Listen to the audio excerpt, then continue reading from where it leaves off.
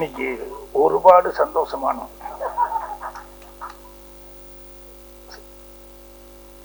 Heroine அறிவோம் ஏது கொண்டாங்க இல்லை, ஒரு தமிழ் ஆட்களையும் தமிழ் இண்டஸ்ட்ரியும் நம்பி ஒரு மலையாள டீமே சேவகர் படத்து மூலமா இங்கே வந்திருக்காங்க அப்படின்னு சொல்லும்போது அதுக்கு தான் ரொம்ப சந்தோஷமா இருக்கு. உங்களுக்கு அதுக்காக ப்ரொடியூசர் ராஜன் ஜோசப் அவர்களுக்கு நன்றி தெரிவிச்சுக்கிறேன். அதே மாதிரி டைரக்டர் அவருக்கும் என்னுடைய நன்றியை தெரிவிச்சுக்கிறேன். ஏன்னா கண்டிப்பாக உங்களுக்கு அவர் இவ்வளவு கூட்டம் இருக்குன்னு சொல்லிட்டு நம்ம போஸ் பேசும்போது சொல்லிக்கிட்டு இருந்தார். கூட்டம் மட்டும் இல்லை, உண்மையான ஆதரவு கொடுக்குற கூட்டமே இங்கே இருக்குது. எந்த இண்டஸ்ட்ரியிலிருந்து வந்தாலும்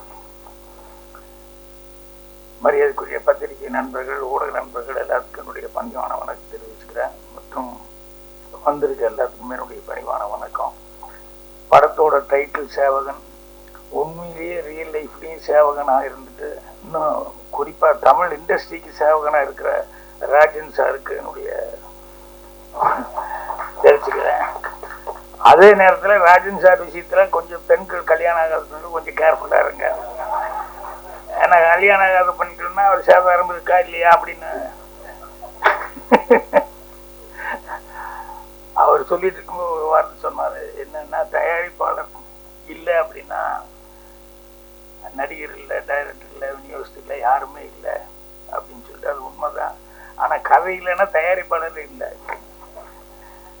எதுக்காக சொல்ல வர்றேன்னா, கதைங்கிறது எவ்வளோ முக்கியத்துவம் அப்படிங்கிறதுக்காக சொல்ல வர்றேன். இன்னைக்கு இதில் என்ன மாதிரி ஒரு சீஃப் கெஸ்டாக வந்து ஒரு படம் சக்ஸஸ் ஆனால் பரவாயில்ல, 1, 2, 3, 4ன்னு சிபிஐ டைரி கொடுப்பு எழுதுனா அவ்வளோ திறமையான ஒரு கதாசிரியர் மரியாதைக்குரிய சாமி அவர்கள் இங்கே வந்திருக்காரு. ஸோ அவரை பார்த்தது எனக்கு ரொம்ப சந்தோஷமாக இருக்குது. ஏன்னா ஒரு படம் ஒரு தடவை வர்றதுங்கிறது பெருசு. ஆனால் அடுத்தடுத்து படங்கள் வந்து 1, 2, 3ன்னு எடுக்கிறது அப்படின்னா உண்மையிலேயே அது கதையில் வந்து ஒரு ஸ்டப் இல்லை இருந்தாலும் இல்லைன்னா ஆடியன்ஸ் ஏற்றுக்க மாட்டாங்க. இன்னைக்கு இருக்கிறது அந்த சூழ்நிலை. ஸோ ஒரு சாமி அவர்கள் பிரபாகர் ரொம்ப சொல்லிக்கிட்டு இருந்தார். அவர் எப்பவுமே அவர் ஒரு பாதி மலையாளம் பாதி தமிழுங்கிற மாதிரி இங்கேயும் வேலை பார்த்து அங்கேயும் வேலை பார்த்துக்கிட்டு இருந்தவர். அவர் அப்பப்போ அதை பற்றி எல்லாம் மேட்டர்லாம் சொல்லிட்டு இருப்பார். அப்புறம் படத்தினுடைய தயாரிப்பாளர் ராஜன் ஜோசப் அவர் அவருடைய இது சொல்லிட்டு இருந்தார் பயோகிராஃபி மாற. நான் முதல்ல எப்போ வந்தேன், அதுக்கப்புறம் என்ன நல்லா முயற்சி பண்ணி பார்த்தேன், அப்புறம் சரியாக வரல அப்படின்னு சொல்லிட்டு அப்புறம் தான் அமெரிக்காவுக்கு நான் போயிட்டேன். இருந்தாலும் இந்த சினிமாங்கிறது என்னன்னா, அது பிடிச்சிக்கிச்சுன்னா உள்ள மனசுக்குள்ள அது விடவே விடாது. எங்கே போனாலும் மறுபடியும் இங்கே எடுத்துட்டு வந்துடும். அது மாதிரி அவர் வந்து அவர் சுய சம்பாத்தியத்தை வச்சுட்டு இண்டஸ்ட்ரிக்குள்ளே வந்ததுங்கிறது பெரிய சமாச்சாரம். மலையாளத்துலேயும் படம் எடுத்திருக்காரு. அதுக்கப்புறம் இந்த படம் தமிழில் எடுக்கணும் அப்படின்னு சொல்லிட்டு உண்மையிலேயே தமிழ் மேலே ஒரு ஆர்வத்தோடு வந்திருக்காரு. ஸோ அவருடைய அந்த முயற்சிக்கு அந்த பணம் நஷ்டம் இல்லாமல் பண்ணுறதுக்கு டைரக்டர் 25 நாளில் இந்த படத்தை முடிச்சிருக்காரு. அப்படிங்கும்போது அப்போ எந்த அளவுக்கு அவர் ஸ்ட்ரெயின் பண்ணி பிளான் பண்ணி எடுத்திருப்பாரு அப்படிங்கிறது. ஏன்னா 16 நாள் எடுக்கும்போது 32 நாள் தான் நினைக்கிறேன் அந்த மாதிரி. ஆனால் அது எவ்வளோ பெரிய வெற்றி, அதுலேருந்து எத்தனை பேர் எல்லாம் சாதனையாளர்கள் அதுக்கப்புறம் பின்னால் வந்தாங்க அப்படின்ட்டு. ஸோ பிளானிங் அப்படிங்கிறது இன்னைக்கு இண்டஸ்ட்ரி இருக்கிற சூழ்நிலைக்கு கண்டிப்பாக கரெக்டாக பிளான் பண்ணி பண்ணாங்கன்னா அது தயாரிப்பாளர் காப்பாற்றும். தயாரிப்பாளர் காப்பாற்றினா அவர் அமெரிக்காவிலேருந்து வந்த ஒரு அடுத்தடுத்த ஒரு படம் எடுக்கிறதுக்கு அவருக்கு ஒரு ஆர்வமாக இருக்கும். ஸோ அதுக்கு எல்லாருமே கோஆப்ரேட் பண்ணியிருக்காங்க அப்படிங்கிறது. அவர் பிரச்சனை என்கிட்ட பேசிட்டு இருக்கும்போது எவ்வளோ நாள் என்னன்னு கேட்கும்போது அவர் தான் சொன்னார், நைட்டு 1.5 கால் ஷீட் போகும், 2 கால் ஷீட் போகும், 25 டேஸில் இதை எடுத்து முடிச்சாரு அப்படின்னு சொல்லிட்டு. ஸோ போஸ் வெங்கட் டைலாக் படத்தில் நல்லா பேசியிருக்காருன்னு ராஜன் சார் சொன்னார். ரியலாகவும் டைலாக் நல்லா தான் இருந்தது. ஏன்னா உடற்பூர்வமாக பேசினார். தயாரிப்பாளர்கள் யாரும் கஷ்டப்படக்கூடாது, சிரமம் இல்லாமல் இருக்கணும் அப்படின்னு சொல்லிட்டு நம்ம ப்ரொடியூசர் சொல்லிட்டு வரும்போது நான் நோட் பண்ணுறது தான், சினிமா அப்படின்னோடனே அது மேலே ஆர்வம் வந்துட்டு அது எத்தனை வருஷம் ஆனாலும் எங்கே போனாலும் என்ன பொசிஷனுக்கு வந்தாலும் மறுபடியும் அதுக்குள்ளே எப்படியாவது வந்து ஒரு கால் வச்சுட்டு போனால் தான் நல்லா இருக்கும் அப்படிங்கிற மாதிரி நினைப்பாங்க. நான் முன்னாடியே சொல்லியிருக்கேன். ஆனால் ஏற்காடு ஷூட்டிங் போனப்போ ஒரு டாக்டர் இன்ட்ரடியூஸ் பண்ணாங்க. அப்புறம் அவர் பெரிய ஹாஸ்பிட்டல் வச்சுருக்காரு. சாதாரணமாக பேசிகிட்டு இருந்துட்டு அப்புறம் பார்த்தோம்னு சொன்னால் அவர் வீட்டில் வந்து இன்னும் மிருதங்க வச்சுக்கிட்டு அதை வச்சுக்கிட்டு இது வச்சுக்கிட்டு ஏதோ சும்மா இருக்கிற நேரத்துல எல்லாம் வந்து எதையாவது ஒன்று சினிமாவை பற்றி இது பண்ணிட்டு அப்படி என்னன்னு கேட்டால் டாக்டர் அவங்க அப்பா வந்து ஹாஸ்பிட்டல் ஒன்று கட்டியிருக்காரு.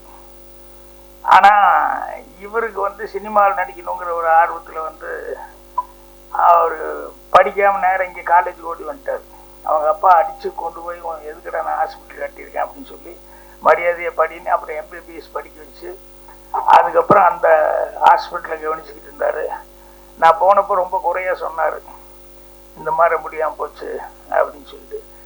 எப்பவுமே அவ்வளோ ஃபீலிங் வந்ததுக்கப்புறம் வந்து அவர் 2 குழந்தைகளையும் பெற்றுட்டாரு, எல்லாமே பண்ணார். அவரே கொஞ்சம் ஹியூமரான ஆள் தான். சாதாரணமாக எங்கிட்ட எத்தனை குழந்தைங்க என்னாரு, நான் 2 அப்படின்னு சொல்லி உங்களுக்கு கேஷுவலாக உங்களுக்கு எத்தனை குழந்தைங்க அப்படின்னேன்.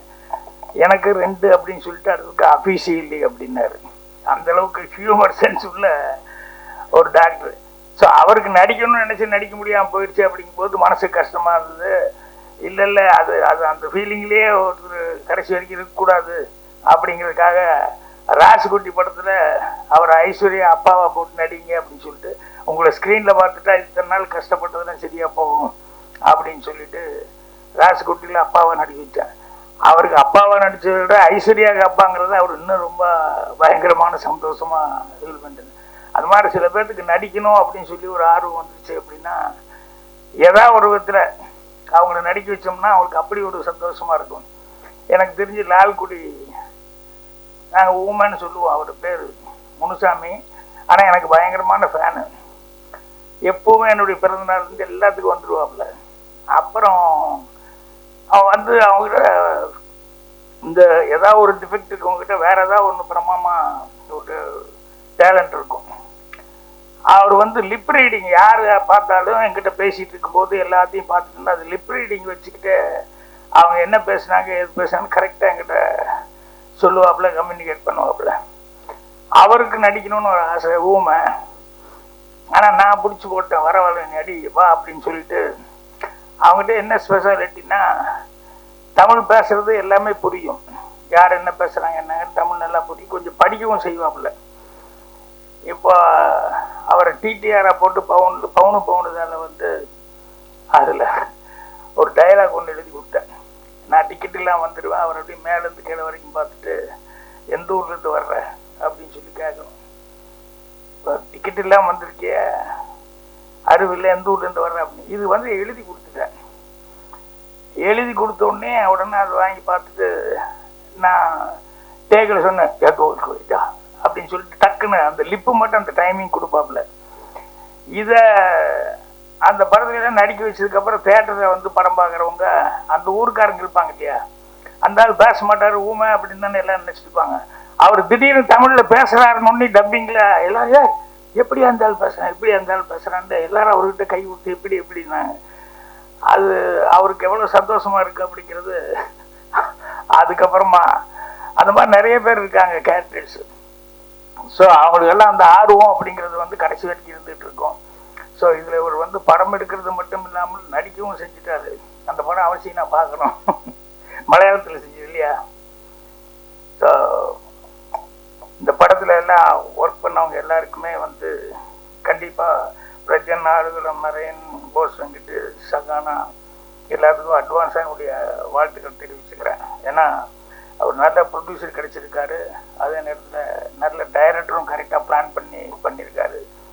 அதனால் படம் கண்டிப்பாக நல்லா இருக்கும் அப்படின்னு சொல்லிட்டு எனக்கே ஒரு நம்பிக்கை வந்துடுச்சு, பார்க்கணும்னு சொல்லி. அப்புறம் மியூசிக் டைரக்டர் நான் சிங்குன்னு ரொம்ப செல்லமாக சொல்லுவேன். எப்பவுமே என்கிட்ட அறிமுகமானதுலேருந்து மோகன் அப்படின்னு சொல்லி கூப்பிட்றதுங்கிறது ரொம்ப ரேரு. நான் சிங்குன்னு தான் சொல்லுவேன். ஸோ அவர் வந்து எப்போ பாரு கோடம்பாக்கத்தில் வந்து ஏவிஎம் ஸ்டுடியோவிலேயே சுற்றிக்கிட்டு இருப்பார். எனக்கு தெரிஞ்சு ரொம்ப காலமாக நான் சந்தித்த நாள்லேருந்து சுற்றிக்கிட்டு இருக்காரு. என்னைக்கா ஒரு நாளைக்கு அந்த இடத்த பிடிச்சிடுவேன் அப்படின்னு சொல்லிட்டு இன்னைக்கு கரெக்டாக பேர் வந்து டைட்டில் வந்து ஃபர்ஸ்ட் படம் பல படம் முயற்சி பண்ணாரு. ஆனால் இந்த படம் தான் வந்து அவருக்கு கரெக்டான ஒரு சொல்லக்கூடிய பேர் சொல்கிற அளவுக்கு ஒரு படமாக வந்திருக்கு. அவர் எல்லாரும் சொன்ன மாதிரி அந்த நீலாம்பரி பாட்டுன்னு இல்லாதது, அந்த பள்ளிக்கூட மணியோசை கேட்டேன்னு சொல்லி காலை நேரம்னு சொல்லிட்டு அந்த மெலடி நல்லா இருந்தது. எனக்கு பரவாயில்லைய நம்ம சிங்கு நல்லா பாட்டு போட்டிருக்காரு அப்படின்னு சொல்லிட்டு நினச்சிக்கிட்டேன். ஏன்னா அவர் நல்லா, அதாவது மனோரமாகிட்ட எல்லாம் அவ்வளோ வருஷம் இருந்தது அப்படிங்கிறதெல்லாம் வந்து அது எவ்வளோ கரெக்டாக நடத்தி இருந்திருந்தாலும் அவங்க கடைசி வரைக்கும் இவரை வந்து கூட வச்சுட்டு இருப்பாங்க அப்படின்ட்டு. அதே மாதிரி நம்பிக்கை தளராமல் வந்து கடுமையான முயற்சியிலே இருந்துட்டு இருப்பாரு. அப்பப்போ நாங்கள் பேசிக்கிட்டோம்னா இந்த சக்கரை செட்டியாரை பற்றி அடிக்கடி பேசிக்குவேன். அவருக்கும் சுகர் இருக்கு, எனக்கும் சுகர் இருக்கு. நான் அவரை நல்லா விசாரிச்சுக்குவேன், அவர் என்ன விசாரிச்சுக்குவாரு, எப்படி இருக்கு சார் லெவல் எப்படி இருக்குங்க அப்படின்னு. அப்படியே தான் சார் இருக்கு அப்படின்னு ஒருத்தருக்கு ஒருத்தர் வந்து ஆறுதல் சொல்லிக்குவோம். அதுக்கு நடுவுலையும் வந்து அவர் தளராம அவர் அந்த ஏவிஎம் ஸ்டுடியோ காலில் எந்திரிச்சோம்னா கரெக்டாக ஒரு வேலைக்கு போகிற மாதிரி கரெக்டாக அங்கே போய் யாராவது கிடைப்பாங்களா என்ன அதுன்னு சொல்லிட்டு அந்த அளவுக்கு வந்து அவர் முயற்சி பண்ணிக்கிட்டே இருப்பார். ஸோ அவருக்கும் இந்த படம் மூலமாக ஒரு நல்ல இது. இப்போ சமீபத்தில் நான் வந்து ஒரு படம் ரிலீஸ் ஆகி நல்லா போயிட்டு இருக்கு, 35 அப்படின்னு சொல்லி தெலுங்கு படம். அதில் நானும் ஆக்ட் பண்ணியிருந்தேன், பிரின்சிபலாக ஆக்ட் பண்ணியிருந்தேன். அது குழந்தைகளை பற்றி ஒரு சப்ஜெக்ட். தமிழே அடுத்த மாதம் ரிலீஸ் பண்ண போகிறாங்க. தெலுங்குல ரிலீஸ் ஆகி பெரிய ஹிட் ஆயிடுச்சு. அந்த படத்துக்கு பெரிய ஹீரோஸ் யாருமே கிடையாது. அதில் ஒரு சின்ன பையனை வச்சு, அதுதான் குழந்தை சைக்காலஜி சம்மந்தப்பட்ட ஒரு சப்ஜெக்டு. அந்த டைரக்டரு சாதாரண மீடியமான ஆர்டிஸ்டுகளாக வச்சுருந்தார். ஒரு காமெடியன் ஃபெமிலியரான ஒரு ஆள் இருந்தார்.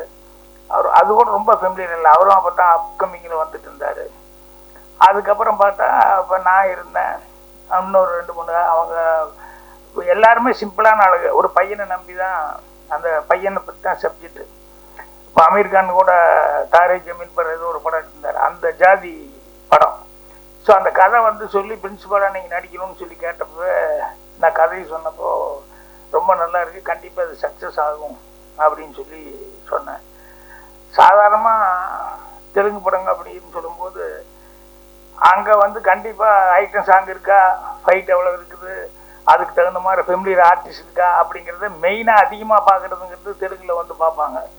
ஆனால் அந்த டைரக்டர் ரொம்ப நம்பிக்கையோட கதையை மட்டும் நம்பி, இந்த கதைக்கு சாதாரணமாக ஒரு சின்ன பையன் இருந்தால் போதும், சிம்பிளான ஆர்டிஸ்ட் இருந்தால் போதும் அப்படின்னு சொல்லிட்டு அதை வந்து எல்லா லாங்குவேஜ்லேயும் பண்ணணும் அப்படிங்கிற மாதிரி நான் எடுக்கும்போதே கூட தமிழ்லையும் சேர்த்து தான் எடுத்தார் அவர். என்ன இங்கே தெலுங்குல ஒரு டேக் எடுத்துட்டு அப்புறம் தமிழ்லையும் ஒரு டேக் எடுத்தார்.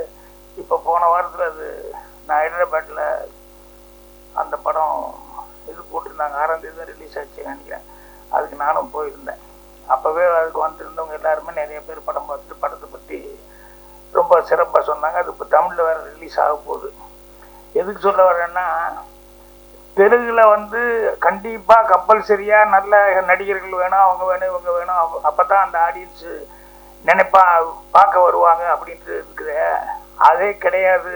நல்ல படமாக இருந்தாலும் நாங்களும் பார்ப்போம் அப்படிங்கிற மாதிரி தெலுங்கு இண்டஸ்ட்ரி பூராமே வந்து அந்த படத்தை வந்து ஆடியன்ஸ் பார்த்து லைக் பண்ணிக்கிறாங்க. எதுக்கு சொன்னேன்னா, தெலுங்கை விட தமிழுங்கிறது வந்து இன்னும் அதிகமாக புது ஆட்களுக்கு வாய்ப்பு கொடுத்தா தமிழ் இண்டஸ்ட்ரி தான் அது ரெவல்யூஷனாக இருந்ததுக்கு. எல்லா லாங்குவேஜ்காரங்களும் கேட்பாங்க, உங்கள் இதில் மட்டும் எப்படிங்க எல்லாம் புது ஆளுகளை வச்சுருக்கிறீங்க, புது டைரக்டர் வச்சுருக்கிறீங்க, புது தயாரிப்பாளர் வர்றாங்க அப்படின்னா. அது என்னென்னா முழுக்க முழுக்க தமிழ் ஆடியன்ஸை நம்பி தான் வந்து அந்த மாதிரி. ஏன்னா தமிழ் ஆடியன்ஸு எதாக இருந்தாலும் புதுசாக இருந்தாலும் பரவாயில்ல, நல்லா இருக்கா அப்படின்னா தமிழ் ஆடியன்ஸு கண்டிப்பாக இங்கே வந்து பெரிய வரவேற்பு கொடுப்பாங்க. அது மாதிரி இப்போது தமிழ்லேயும் வந்து இந்த படம் வந்து கண்டிப்பாக வெற்றி பெறும். ஏன்னா மேட்ரு என்ன அப்படிங்கிறது தான் பார்ப்பாங்க. இப்போ கொஞ்ச நாளாக இப்போ வந்து காலையில் கூட பேசிட்டு இருக்கும்போது சொன்னேன், மலையாளத்தில் வந்து லைனாக லிஸ்ட்டே சொல்கிறாங்க என்னென்ன படம் சக்ஸஸ் ஆகிருக்கு அப்படின்னு சொன்னோம்னா ஒரு 6-7 படம் சொன்னாங்க. நான் 1-2 தான் பார்த்துருக்கேன், இன்னும் நிறைய படம் பார்க்கல. நான் அதெல்லாம் கேட்டு டோட்டலாக போட்டு பார்க்கணும் அப்படின்னு சொல்லிட்டு பிரபாகர்கிட்ட சொல்லிக்கிட்டு இருந்தேன். ஏன்னா அந்த அளவுக்கு அவங்க ஃபாஸ்ட்டாகவும் இருக்காங்க, குயிக்காகவும் இருக்கிறாங்க. ரெண்டாவது மாடர்ன் தாட் அப்படிங்கிறதுலையும் வந்து அவங்க படிப்பு அதிகம் அப்படிங்கிறதுனால வந்து ஏதாவது நாவல்கள் அது இது இங்கிலீஷ் படங்கள் இன்ஸ்பயர் ஆகிறது அதுங்கிற மாதிரி அங்கே ரைட்டர்ஸு நிறைய பேர் இருக்காங்க. நிறைய படங்கள் வந்து எந்த ஃபெஸ்டிவல் படம் வந்தாலும் அந்த மாதிரி வந்து அதை வச்சு இன்ஸ்பயராக எடுத்துட்டு இன்ஸ்பிரேஷனில் படம் பண்ணுறவங்க நிறையா இருக்காங்க. ஸோ இங்கே இப்போ தமிழுக்காக நம்பி வந்திருக்காங்க அப்படிங்கும்போது கண்டிப்பாக பத்திரிகையாளர்கள் வந்து அவங்களுக்கு வந்து ஒரு பெரிய சப்போர்ட்டாக இருக்கணும் அப்படின்னு சொல்லி கேட்டுக்கிறார். அதுதான் போஸ் வெங்கட் திருப்பதி சொல்லிட்டு இருந்தார். ஏன்னா சின்ன படம் மட்டுமல்ல, அவங்க வேற இடத்துல இருந்து நம்ம தமிழ் ஆடியன்ஸை நம்பி தமிழ் இண்டஸ்ட்ரியில் கால் வச்சுருக்காங்க அப்படிங்கும்போது அந்த தயாரிப்பாளர் அவர் வந்து கை காசை போட்டு எங்கேயோ எத்தனையோ வருஷமாக சம்பாதிச்ச பணத்தை வந்து ஒரு நம்பிக்கையோடு இங்கே போட்டிருக்காரு அப்படின்னு சொல்லும்போது கண்டிப்பாக தமிழ் ஆடியன்ஸ் அவங்களுக்கு கை கொடுப்பாங்க. அதுக்கு பத்திரிகையாளருடைய சப்போர்ட் இருக்கணும்னு சொல்லி கேட்டுக்கிறேன். அட்வான்ஸாக இப்போவே நான் வந்து எல்லாத்துக்கும் என்னுடைய வாழ்த்துக்களை வந்து தெரிவிச்சுக்கிறேன். கண்டிப்பாக எல்லோரும் சக்ஸஸ்ஃபுல்லாக வரணும். வந்து விழாவில் வந்து விழா எடுத்து விழாவில் மீண்டும் வந்து பேசுகிறேன். நன்றி, வணக்கம்.